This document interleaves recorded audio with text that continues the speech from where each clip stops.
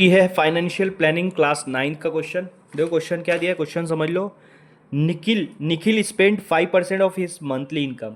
निखिल की कुछ इनकम है, निखिल की मंथली इनकम कितनी है, एक्स।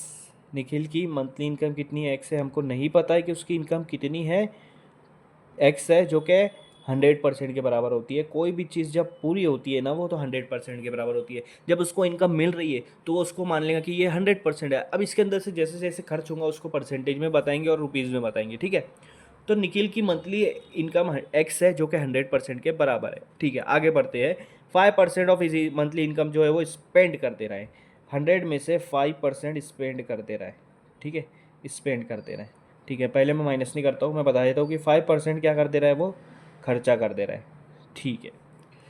स्पेंड। अब आगे बोला है काय पे खर्चा कर रहा है, चिल्ड्रंस एजुकेशन, मतलब एजुकेशन के ऊपर 5% खर्चा कर दे रहा है, जो भी है। ये लिखना भूल गया, ठीक है। आगे देखो क्या बोला है, इन्वेस्टेड 14% इन शेयर। 14% कहाँ पर इन्वेस्ट कर रहा है, शेयर्स में, ठीक है।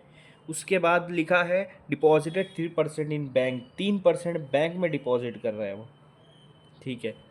टोटल 100% में से ये सारी चीज़ें हो रही है, ठीक है। आगे क्या लिखा है, use 40% for his daily expense.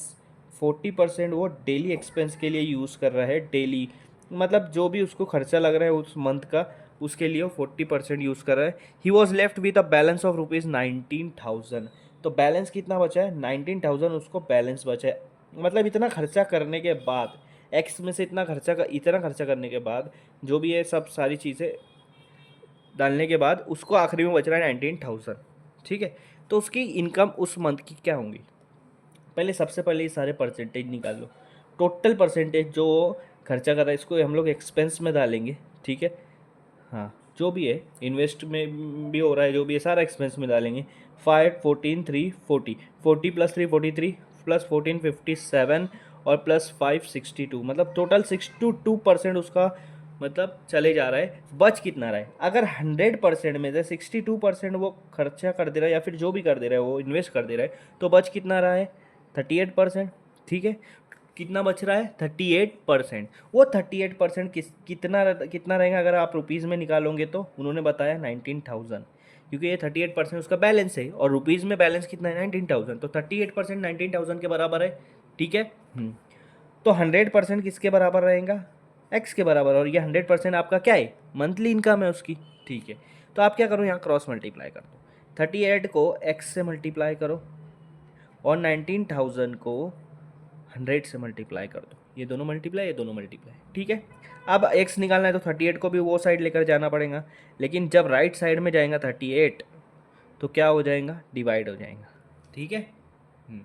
अब हम लोग क्या करते हैं, देखो 19 1 ज़ा 19 और ये 3 0 लगा दो तो ये 1000 हो जाएगा, और 19 2 ज़ा 38। तो आपके पास क्या बच रहा है, ये 1000 मल्टीप्लाई 100 डिवाइड बाय 2। अब 2 से क्या कट करोगे आप, ये कट कर दे रहे हो, 2 2 5 ज़ा 10, 2 0 बचा है, आगे 2 0 लगा लो।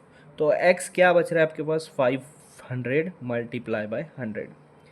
अब जब इनको मैं मल्टीप्लाई करूँगा तो 1 2 3 4 4 0 लग जाएंगे, मतलब कितना हो रहा है, 50,000 रुपीज़। कितना हो रहा है, 50,000 रुपीज़। तो निखिल की मंथली इनकम उस टाइम की कितनी है, 50,000 रुपीज़, ये उसकी इनकम है।